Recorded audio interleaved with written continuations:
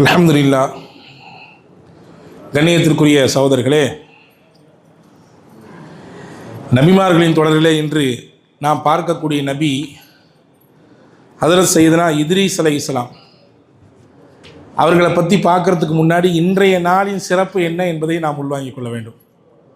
குறிப்பாக தாய்மார்கள், பெண்கள், நீங்கள் கட்டாயம் தெரிந்து கொள்ள வேண்டியது இன்று பிறை 3 ஹதரத் சையதத்துனா முஹம்மது ஸல்லல்லாஹு அலைஹி வஸல்லம் அவர்களுடைய மகளார் ஃபாத்திமா நாயகியினுடைய மறைவு தினம், அவர்களுடைய நினைவு நாள் என்று. ஃபாத்திமா அம்மாவை பற்றி நிறைய சொல்லலாம். சொல்லப்போனால் பெண்களுக்கு ரொம்பவும் பிடித்தமான ஒரு செய்தி, கதை, வரலாறு இருக்குமையானால் கண்டிப்பாக அது ஃபாத்திமா நாயகியுடைய வரலாறாக இருக்கும். ஏன்னா ஹதரத் ஃபாத்திமா ரலியல்லாஹு தஆலா அன்ஹா நாயகத்திற்கு பிடித்தமான மகள். ரசூலுல்லாஹ் தன்னுடைய ஈரக்குலை என்று சொன்னார்கள். ரசூலுல்லாஹ் தான் வளர்த்தாங்க. ஹதரத் ஹதீஜா ரலியல்லாஹு தஆலா அன்ஹா அவர்களுக்கும் ரசூலுல்லாஹுக்கும் பிறந்த பிள்ளை ஃபாத்திமா ரலியல்லாஹு அன்ஹா. இதர 3 பிள்ளைகளை வளர்ப்பதற்கும் அவர்களை திருமணம் செய்து கொடுக்கும் பொழுதும் ஹதரத் ஹதீஜா அம்மா இருந்தாங்க. ஆனால் ஃபாத்திமா அம்மாவை வளர்க்கும் பொழுது, அவங்கள ஆளாக்கும் பொழுது ஹதரத் ஹதீஜா அம்மா இல்லை. முழுவதுமாக பொறுப்படுத்தி ரசூலுல்லாஹி ஸல்லல்லாஹு அலைஹி வஸல்லம் அவர்கள் ஹதீஜா ரலியல்லாஹு அன்ஹா அவர்களுடைய மறைவுக்கு பிறகு தன் மகளை ஒரு தகப்பனாக இருந்தும் ஒரு தாயாக இருந்தும் அரவணைத்து வளர்த்து உருவாக்கினார்கள். எனவே தான் ரசூலுல்லாஹை பற்றி ஃபாத்திமா ரலியல்லாஹு வரலாற்றை பற்றி பேசும் பொழுது சொல்லுவாங்க, ரசூலுல்லாஹுடைய குணமும் அவர்களுடைய செயல்பாடும் தோற்றமும் அப்படியே ஒத்துப்போன ஒரு பிள்ளை இருக்குமையானால் அது ஃபாத்திமா ரலியல்லாஹு மட்டும்தான். ஆயிஷா அம்மா சொல்லுவாங்க, பல நாட்கள் தூரத்திலிருந்து ஃபாத்திமாவை நான் நடந்து வர்றதை பார்த்துருக்குறேன். பார்த்தா எனக்கு நபி வர்ற மாதிரியே இருக்கும். நபி நடந்து வந்தால் எப்படி வருவாங்களோ, நம்மள இன்றைக்கி நிறைய பேர் சொல்கிறது இருக்கா இல்லையா? சிரிக்கிறத பார்த்தா அப்பா மாதிரியே இருக்குதப்பா, உங்கள் அத்தா அப்படி தான் சிரிப்பார் பாரு, ஜாடையில் அம்மாவை உரிச்சு வச்சுட்டான், செயல்லையும் அம்மா மாதிரி இருக்குவார், அப்படி சொல்கிறாங்களா இல்லையா? ஹதரத் ஃபாத்திமா ரலியல்லாஹு தஆலா அன்ஹுடைய நடை மட்டுமல்ல, குணமும் அப்படியே பிரதிபலித்தது ரசூலுல்லாஹோட. ஃபாத்திமா அம்மாவை பற்றி நிறைய செய்தி இருந்தாலும் இன்றைய சோசியல் மீடியா நிறைந்திருக்கக்கூடிய பயன்பாட்டினுடைய இந்த உலகத்திலே ஃபாத்திமா அம்மாவுக்கும் நமக்குமான செய்தி என்ன அப்படின்னா, இன்றைக்கி சோசியல் மீடியாவில் தங்களுடைய முகங்களை காட்டி தேவையற்ற வம்புகளையும் பிரச்சனைகளையும் இழுத்து கொண்டு இதுதான் நாகரீகம், இதுதான் எங்களுக்கு சுதந்திரம் என்று பேசிக்கொண்டிருக்கக்கூடிய மக்களுக்கு மத்தியிலே ஃபாத்திமா அம்மா எதை வைத்து நினைவு கூடப்படணும் அப்படின்னு சொன்னால், மௌத்தாகும் வரைய தனக்கு யார் ஹலாலோ அவங்கள தாண்டி வேறு யாரிடத்துலையும் தன்னுடைய முகத்தை காமிச்சதில்லை. எந்த அளவுக்கு வரலாறு வருதுன்னா, அவங்க மௌத்துக்கு முன்னாடி தனக்கு நெருக்கமான தோழி இடத்துல சொன்னாங்க, நான் மௌத்தாகி என்னுடைய ஜனாசா கொண்டு போகப்படக்கூடிய சமயத்துலையும் கூட கஃன்லாம் புரிஞ்சு தான் கொண்டு போவாங்க. ஆனாலும் அதுக்கு மேலே ஒரு மூடி மாதிரி போட்டு என்னுடைய உடல் அமைப்பு கூட, கஃனிடப்பட்ட அந்த உடலை கூட அந்நிய ஆடவர்களின் பார்வையில் படக்கூடாது, அப்படி நான் விரும்புகிறேன். ஏன்னா இங்கே இருக்கக்கூடிய சூழலை பார்த்தா ஸ்ட்ரக்சரில் வச்சு கொண்டு போகிறாங்க. இன்றைக்கி நீங்கள் மக்கா மதீனா போனால் பார்க்க முடியும், மேலே மூடி தான் இருக்காது. அப்படி ஒரு ஆம்புலன்ஸில் எப்படி ஸ்ட்ரக்சர் எடுத்துகிட்டு வருவாங்களோ அதே மாதிரி ஸ்ட்ரக்சர் தான் இருக்கும், அதுக்கு மேலே தூக்கி வச்சு கொண்டு போயிடுவாங்க. இப்படியான சூழலில் என்னுடைய பாடி கபருக்கு போகிற நான் விருப்பப்படல. வாழ்நாள் முழுக்க யாருடைய பார்வையிலையும் படாமல் வாழ்ந்துட்டேன். அல்லாஹ்வை போய் பார்க்கும் பொழுதும் அந்த மரணத்தை ஏற்றுக்கொண்ட பின்னாடியும் அப்படியே நான் இருக்க ஆசைப்பட்றேன் அப்படின்னு சொல்லுவாங்க. வரலாறு வருகிறது, இந்த அம்மாவினுடைய பேணுதலினாலே அல்லாஹ் இவங்களுக்கு எவ்வளோ பெரிய கிஃப்ட் கொடுத்தான் அப்படின்னா, இன்றைக்கி இதுவெல்லாம் எடுத்து சொல்லப்பட வேண்டும். இன்றைக்கி நாங்கள் பார்க்க முடியுது சோசியல் மீடியாக்களில் எந்த பிரச்சனைகள்லாம் இன்றைக்கி சமுதாயத்தில் உருவாகிட்டு வருதுன்றதை நம்மளால் சொல்லி தெரிய வேண்டிய அவசியம் இல்லை. அல்லாஹ் இவங்களுக்கு கொடுத்த அங்கீகாரம் என்ன தெரியுமா? நீங்களும் நானும் உலக மக்களும் ஒட்டு மொத்தமாக சேர்ந்து நாளைக்கு மறுமையில் நிற்கும் பொழுது எல்லாத்தையும் அல்லாஹ் கூப்பிடுவான். ஒவ்வொருத்தராக பேர் சொல்லி கூப்பிடுவான். முபாரக் வாங்கன்னு கூப்பிடுவான், அப்துல்லா வாங்கன்னு கூப்பிடுவான். அதே மாதிரி ஒவ்வொரு பெண்ணுடைய பெயரை சொல்லி கூப்பிடுவான். ஃபாத்திமத்து பின்து முஹம்மத் அப்படின்னு பேரை சொல்கிறதுக்கு முன்னாடி எல்லாத்துக்கும் ஒரு பொது அறிவிப்பு செய்யப்படும். அங்கே இருக்கக்கூடிய மொத்த ஆண்களும் தலையை கீழே போடுங்க நல்லா சொல்லுவான். மலக்குகள் சொல்லுவார்கள், உங்கள் பார்வையை தாழ்த்தி கொள்ளுங்கள், இப்பொழுது உத்தம தூதர் முஹம்மது ஸல்லல்லாஹு அலைஹி வஸல்லம் மகளார் அழைக்கப்பட போகிறாங்க, உலகத்தில் வாழும் பொழுதும் அந்நியருடைய பார்வையில் அவங்க படலை, மௌத்தாயி கபருக்கு வரும் பொழுதும் அவங்களுடைய பாடி யாரும் பார்க்கல. இன்னைக்கு சொர்க்கத்துக்குள்ளே போகிறாங்க, அப்போவும் யாரும் பார்க்கக்கூடாது. அல்லாஹ் விரும்புகிறான். எல்லாரும் பார்வையை தாழ்த்துவார்கள், ஃபாத்திமா அம்மா அழைக்கப்படுவாங்க, அவங்க மட்டும் கிராஸ் பண்ணி சொர்க்கத்துக்கு போவாங்க என்று ஹதீதுகளிலே செய்தி இருக்கிறது. அவ்வளவு முத்தான ஒரு ஒழுக்கத்தின் விளைநிலமாக இருந்தவர்கள் ஹஸரத் ஃபாத்திமா ரலியல்லாஹு தஆலா. அவங்களுடைய வரலாறு நாமும் படிக்கணும், நம்ம வீட்டில் வளரக்கூடிய பிள்ளைகளுக்கும் படித்து கொடுக்க வேண்டிய கட்டாயம் இன்றைக்கு நமக்கு இருக்கிறது என்பதை நினைவில் கொள்ளுங்கள். வாய்ப்பு இருந்தால் இன்றைக்கு வீட்டுக்கு போனதற்கு பிறகோ அல்லது நாளை சஹரிலோ அவர்களுக்காக வேண்டி அவர்களை முன்வைத்து அல்லாஹ்விடத்திலே ஒரு யாசினை ஓதி துவா செய்து கொள்ளுங்கள். அல்லாஹ் தௌஃபீக் செய்வானாக. அன்பான சகோதரர்களே, நேற்றைய தினம் ஆதம் அலைஹிஸ்ஸலாமை பற்றி பார்த்தோம். இன்று அடுத்து பார்க்கக்கூடிய நபி ஹஜ்ரத் சையதுனா இத்ரீஸ் அலைஹிஸ்ஸலாம். நபிமார்களிலே ரொம்பவும் முக்கியமான நபி இத்ரீஸ் அலைஹிஸ்ஸலாம். ஆதம் அலைஹிஸ்ஸலாமுடைய சந்ததிகளினுடைய தொடரில் 6ஆவதாக வரக்கூடியவங்க. ஆதம் அலைஹிஸ்ஸலாமுடைய பிள்ளை ஷீத், அவருக்கு அடுத்து அப்படி 6ஆவதாக வரக்கூடியவர்கள் தான் ஹஜ்ரத் சையதுனா இத்ரீஸ் அலைஹிஸ்ஸலாம். ஆதம் அலைஹிஸ்ஸலாம் மௌத்தாகும் பொழுது இத்ரீஸ் அலைஹிஸ்ஸலாம் இருந்தாங்களா அப்படின்னா இருந்தாங்க. அவங்களுக்கு எத்தனை வயசு தெரியுமா? இப்னு கசீர் ரஹ்மத்துல்லாஹ் சொல்கிறாங்க 308 வயசு. ஆதம் அலைஹிஸ்ஸலாம் மௌத்தாகும் பொழுது இத்ரீஸ் அலைஹிஸ்ஸலாமுக்கு வயசு 308. இன்னைக்கு 38 கிராஸ் பண்ணுறதே அசையிலும் ஒசந்தல்லுன்னு இருக்கு இல்லை. அன்னைக்கு ஆதம் அலைஹிஸ்ஸலாமுக்கு 1000 வயசு இல்லை, அதனால் இவங்களுக்கு அந்த வயசு கம்மி தான். அந்த நேரத்தில் ஹஜ்ரத் ஆதம் அலைஹிஸ்ஸலாமுக்கு பின்னால் உலகத்திலே நபியாக அனுப்பப்பட்டவர்கள் இத்ரீஸ் அலைஹிஸ்ஸலாம். இத்ரீஸ் அலைஹிஸ்ஸலாமுடைய தனித்தன்மை என்ன தெரியுமா? இன்றைக்கி நம்ம மொழி நிறைய லாங்குவேஜ் பேசுகிறோம் இல்லையா? எத்தனையோ ஆயிரக்கணக்கான மொழிகள் இருக்கிறது. இந்தியாவில் மட்டுமே ஆயிரக்கணக்கான மொழி இருக்குது. உலகம் முழுக்க பார்த்தீங்கன்னு சொன்னால் நிறைய மொழிகள் இருக்கிறது. பேச்சு வழக்கில் சில மொழிகள் இருக்கும், எழுத்தோடு சேர்ந்து சில மொழிகள் இருக்கும். ஆனால் பிரதானமாக மொழி என்றால் பேச்சு வழக்கிலும் இருக்கும், எழுத்திலும் இருக்கும். ஆனால் ஆதம் அலைஹிஸ்ஸலாமுடைய காலத்துக்கு பின்னாடி மொழிகள் வெறும் பேச்சு வழக்கில் மட்டும்தான் இருந்துச்சு. முதல்ல மொழிக்கு எழுத்துருவம் கொடுத்தவர் ஹஜ்ரத் இத்ரீஸ் அலைஹிஸ்ஸலாம். எழுத்து வடிவம் கொடுத்தவர் ஹஜ்ரத் இத்ரீஸ் அலைஹிஸ்ஸலாம். அல்லாஹ் உலகத்தை படைத்தான். உலகத்தை படைத்ததற்கு பிறகு எதை படைத்தான் நீங்கள் கேட்டால் ஹதீஸ் பதில் சொல்லும், பேனாவை படைத்தான்.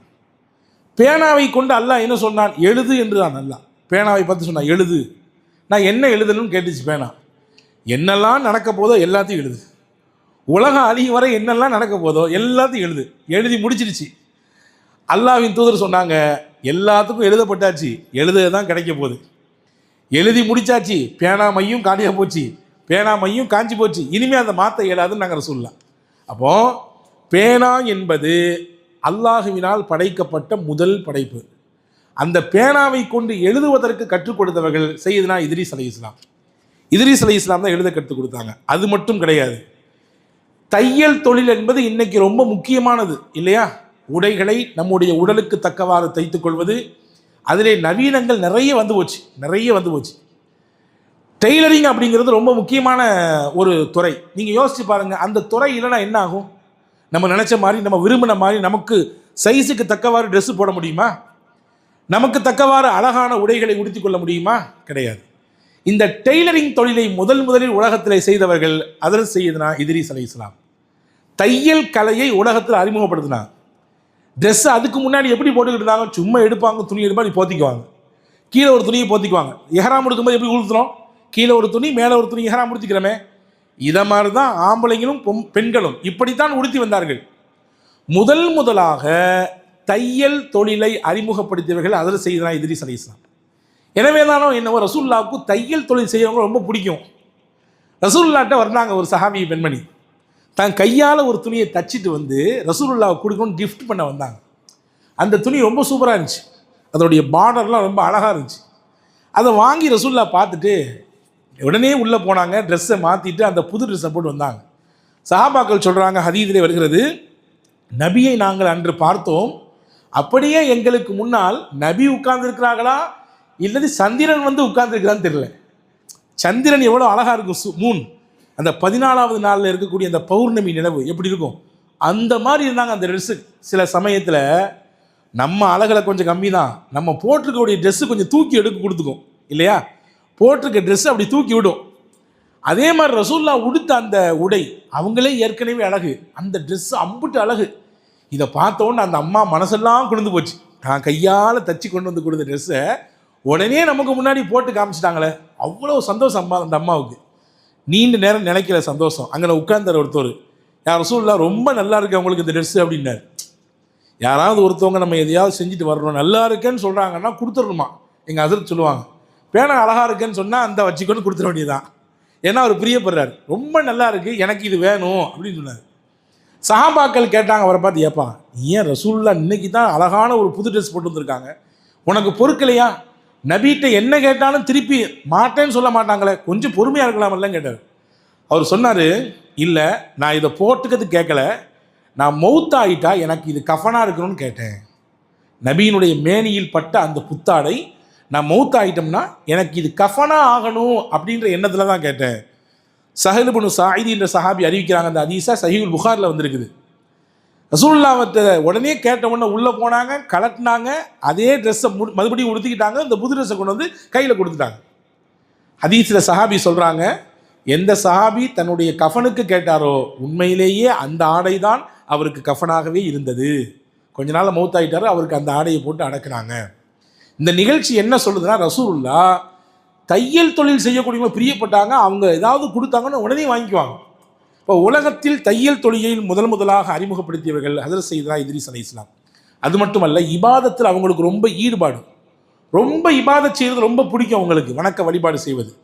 அல்லாஹ் உலகத்திலே 4 வேதங்களை கொடுத்தா நமக்கு தெரியும், தௌராத்து, இன்ஜீலு, ஜபூரு, குர்ஆன். இது 4 வேதம். இது தவிர 100 ஏடுகள் கொடுத்தான், சுஹுஃபுகள் என்று சொல்வார்கள் அரபியில். இந்த 100 ஏடுகளில் 30 ஏடுகள் மொத்தமாக வழங்கப்பட்டவர்கள் சையதுனா இத்ரீஸ் அலைஹிஸ்ஸலாம். இத்ரீஸ் அலைஹிஸ்ஸலாம் வந்து என்ன செஞ்சாங்க, ஆதம் அலைஹிஸ்ஸலாமுடைய காலத்துக்கு பின்னாடி கொஞ்சம் கொஞ்சமாக ஷிர்க் தலை தூக்குது. அப்படி ஷிர்க், இறைவனுக்கு இணை வைக்கக்கூடிய அந்த செயல் தலை தூக்கும் பொழுது தனி ஆளா நின்று இத்ரீஸ் அலைஹி ஸலாத்து வஸலாம் அதை எதிர்த்து போராடினாங்க. ஏக இறைவனை மட்டும்தான் வணங்க வேண்டும், அவனை தான் நாம் வந்து துதிக்க வேண்டும், அவனுக்கு இணையாக துணையாக எதையும் கொண்டு வந்து நிப்பாட்டக்கூடாதுன்றதை தெல்ல தெளிவாக ஹஸரத் இத்ரீஸ் அலைஹிஸ்ஸலாம் எடுத்து சொன்னார்கள். அது மட்டுமல்ல, இத்ரீஸ் அலைஹிஸ்ஸலாம் அறிவின் முன்னோடி அவர்கள். அறிவு சார்ந்த விஷயத்தை படிக்கிறதையும் பரப்புறதையும் தன்னுடைய மிக முக்கியமான பணியாக எடுத்துக்கொண்டார்கள். நான் ஆரம்பத்திலே சொன்னேன், மொழிக்கு உருவம் கொடுத்தவர்கள் இத்ரீஸ் அலைஹிஸ்ஸலாம். தையல் தொழிலை செய்து அதை முதலாக உருவாக்கி காண்பித்தவர்கள் ஹஸரத் இத்ரீஸ் அலைஹிஸ்ஸலாம். அது மட்டுமல்ல, கணிதத்தின் பல வகைகளை அவர்கள் தெரிந்திருந்தார்கள். கோடு போட்டு செய்யக்கூடிய கணிதத்தினுடைய சில முறைகளை ஹஸரத் இத்ரீஸ் அலைஹிஸ்ஸலாம் தெரிந்திருந்தார்கள், மக்களுக்கு விளக்கப்படுத்தினார்கள். அந்த கலையை ஹஸரத் இத்ரீஸ் அலைஹிஸ்ஸலாம் அறிமுகப்படுத்தினாங்க. அப்போ அறிவின் ஒரு தெளிவு பெற்றவர்களாக, அறிவை பரப்புரை செய்யக்கூடியவர்களாக இத்ரீஸ் அலைஹிஸ்ஸலாம் இருந்தாங்க. எனவே தான் ரசூல் ஸல்லல்லாஹு அலைஹி வஸல்லம் சொல்லுவாங்க, அறிவு என்பது ஒரு மூமினை பொறுத்தவரை தொலைந்து போன பொருள். அறிவை தேடுறது எப்படி தேடணும்னா, ஒருத்தர் ஒரு பொருளை மிஸ் பண்ணிட்டார், எப்படி தேடுவோம்? அது கிடைக்கிற வரை நிம்மதி வராது இல்லையா? அந்த மாதிரி தேடிக்கிட்டே இருக்கணும் அறிவை, ஞானத்தை, கல்வியை. அது கிடைச்சாதான் திருப்தி அடையணும் அப்படின்ற ரசூல் ஸல்லல்லாஹு அலைஹி வஸல்லம் சொன்னாங்க.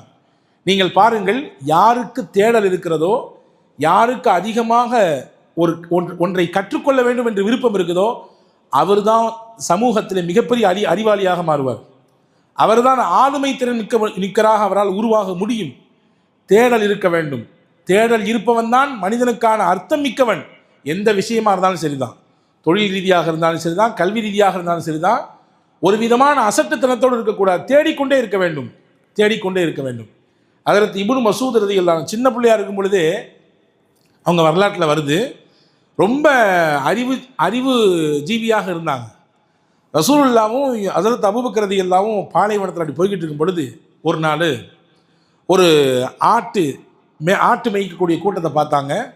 அதுக்கு நடுவில் இந்த பையன் நின்னார், இப்னு மசூது. அவர் சின்ன பிள்ளாப்போ.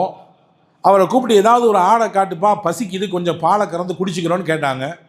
அவர் சொன்னார், இந்த ஆடை மேய்க்கிறது தான் என் பொறுப்பு, இதில் பாலை தான் கறக்கிறதுக்கு எனக்கு உரிமை கிடையாது, எஜமான்கிட்ட நான் வந்து வம்பாசு திட்டு வாங்க வேண்டியது வரும், கஷ்டம் பிரச்சனை அப்படின்னார்.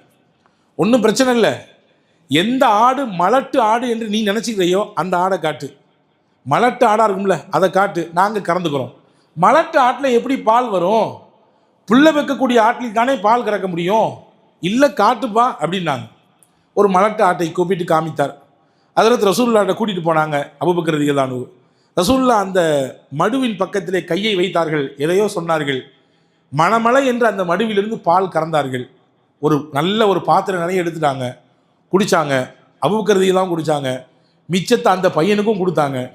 ரொம்ப சந்தோஷம், அல்லாஹ் உனக்கு சிறந்த அருளை தரட்டும் என்று சொல்லிவிட்டு நகரும் பொழுது அந்த பையன்கிட்ட பார்த்து ஹஜ்ரத் ரசூலுல்லாஹ் பக்கத்தில் கூப்பிட்டு உனக்கு ஏதாவது வேணுமா கேள அப்படின்னாங்க. ரொம்ப விவரமான பையன் இப்னு மசூத் ரலியல்லாஹு அன்ஹு. எனக்கு ஒன்றும் வேணாம், நீங்கள் ஏதோ அந்த மடுவில் கை வச்சு ஓதுனீங்களே அதை மட்டும் சொல்லித்தாங்க, மற்ற எதுவும் எனக்கு இப்போதைக்கு தேவையில்லை. ஹஜ்ரத் ரசூலுல்லாஹ் சிரிச்சு கொண்டே சொன்னாங்க, இன்னக்க குலாமும் முஅல்லம், உனக்கு தேடல் இருக்குது, நிச்சயமாக நிறைய நீ படிச்சுக்குவே, நிறைய விஷயம் உனக்கு தெரியும் அப்படின்னு சொன்னாங்க. இப்னு மசூத் ரலியல்லாஹு அன்ஹு சஹாபாக்கள் மிகப்பெரிய கல்வியாளராக இருந்தார். எந்த அளவுக்குன்னா நான் சொல்கிறேன் கேட்டுங்க, நம்மள ஒரு 5 சூறாவை மனப்பாடம் பண்ணுறதுக்கு அவ்வளோ கஷ்டப்படுறோம் இல்லையா? இப்னு மஸ்ஊத் ரலியல்லாஹு அன்ஹு 70 சூறாவை ரசூலுல்லாஹ் ஓதி அதை காதால் கேட்டு மனப்பாடம் பண்ணாங்க. எத்தனைங்க? மொத்தமே குர்ஆனில் 114 சூறா தான். 70 சூறாவை காதால் ஓதினதை கேட்டு மனப்பாடம் பண்ணாங்க. அடுத்து 2-3 நாளில் ஓதுவோம் சூரா அன்ஆம். அந்த அன்ஆம் என்ற அத்தியாயம் கிட்டத்தட்ட 1.25 ஜுஸு.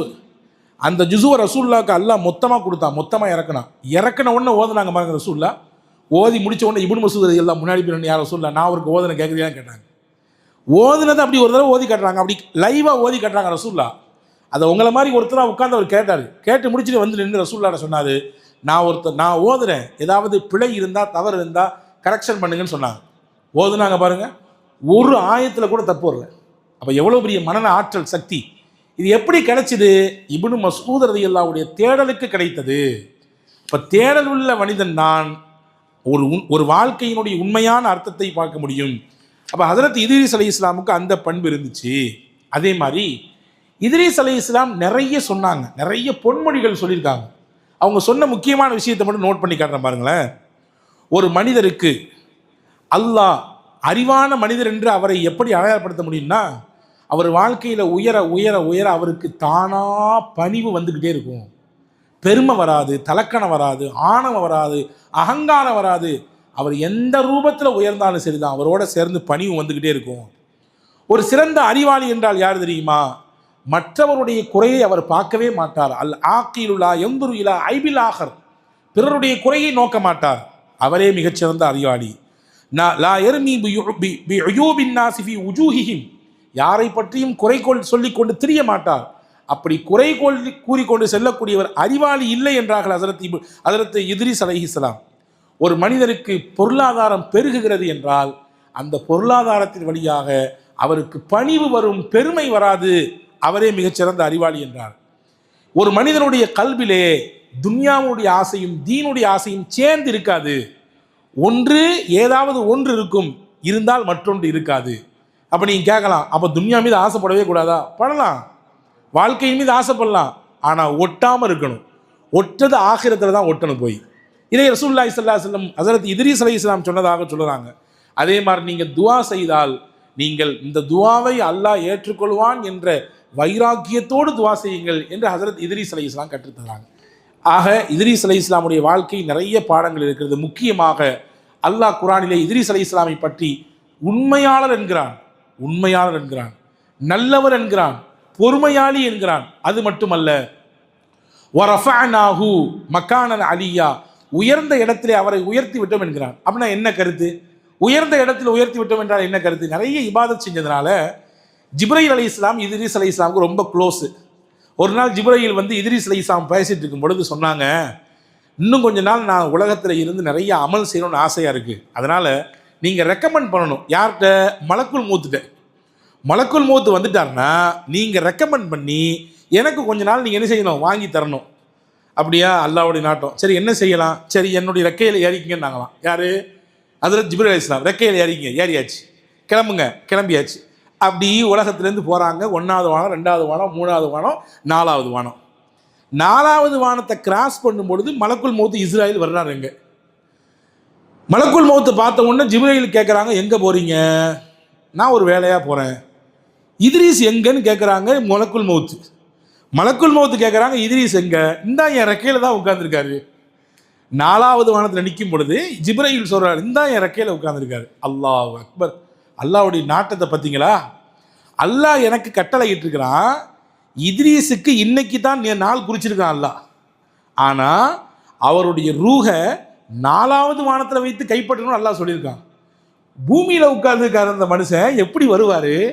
நம்ம எப்படி இந்த 4வது வானத்தில் வச்சு அவருடைய ரூஹை எடுக்க நான் யோசிச்சுட்டு இருக்கும் பொழுது வந்து சொல்லுவோம்ல, தானாக வந்து வலையில் மாட்டுதுன்னு, அதே மாதிரி இத்ரீஸ் தானாக வந்து மாட்டிக்கிட்டாரு அப்படின்னு சொன்னாங்க. அந்த இடத்தில் வைத்துத்தான் அல்லாஹு தாலா இத்ரீஸ் அலைஹிஸ்ஸலாமுடைய ரூஹை கைப்பற்றினான். ரசூலுல்லாஹ் மேராஜுக்கு போகும்போது 4வது வானத்தில் இத்ரீஸ் அலைஹிஸ்ஸலாம் பார்த்தாங்கன்னு சொல்லி வருது. இங்கே நமக்கான தகவல் என்னவென்றால், நீங்கள் மரணத்தை விட்டு எந்த தூரம் ஓடினாலும் கட்டாயம் மரணம் உங்கள் காலை பிடித்தே தீரும். அல்லாஹ் சொல்கிறானா இல்லையா? ஒவ்வொரு ஆத்மாவும் மரணத்தை சுவைத்தே தீரும். நபிமார்களையும் விடவில்லை, நல்லோர்களையும் விடவில்லை. உலகத்தில் மரணமில்லாத ஒரு வாழ்க்கை இருக்குமானால் அது யாருக்கு அல்லாஹ் கொடுத்துருப்பான்? முகமது ரசூலுல்லாஹ் கொடுத்துருப்பான். ஆனால் அந்த முகமது ரசூலுல்லாஹ்வே அல்லாஹ் அவர்களுக்கே மரணத்தை கொடுத்தான், உணர்த்தினான். எனவே இப்படி மிகச்சிறந்த பண்புகளோடு குணங்களோடு வாழ்ந்தவர்கள் ஹஜ்ரத் இத்ரீஸ் அலைஹிஸ்ஸலாம். அவருடைய வரலாற்றினுடைய ஒரு மேல் பாகத்தை மட்டும் நாம் கொஞ்சம் தெரிந்திருக்கிறோம். இதிலிருந்து படிப்பினை பெற்று வாழுகிற நல்ல தௌஃபீக்கை உங்களுக்கும் எனக்கும் எல்லா மக்களுக்கும் அல்லாஹ் வழங்குவானாக. நாளைய தினம் இன்ஷா அல்லாஹு தஆலா இதற்கு அடுத்து வரக்கூடிய நூஹ் அலைஹிஸ்ஸலாம் அதிகப்படியான நாட்கள் வாழ்ந்தவர்கள், கிட்டத்தட்ட 950 வருஷம் அவங்க வாழ்ந்த வாழ்க்கை. அவங்களுடைய வாழ்க்கையில் இருக்கக்கூடிய சுவாரஸ்யமான தகவலை இன்ஷா அல்லாஹ் நாளைய தினம் பார்ப்போம். எல்லாம் வல்ல அல்லாஹ் நமக்கு மிகச்சிறந்த நற்பலனை இந்த வரலாறை கேட்பதன் மூலமாக வழங்கட்டுமாக. ஆமீன். வாஹிர் தாவானில் அல்ஹம்துலில்லாஹி ரப்பில் ஆலமீன். அஸ்ஸலாமு அலைக்கும்.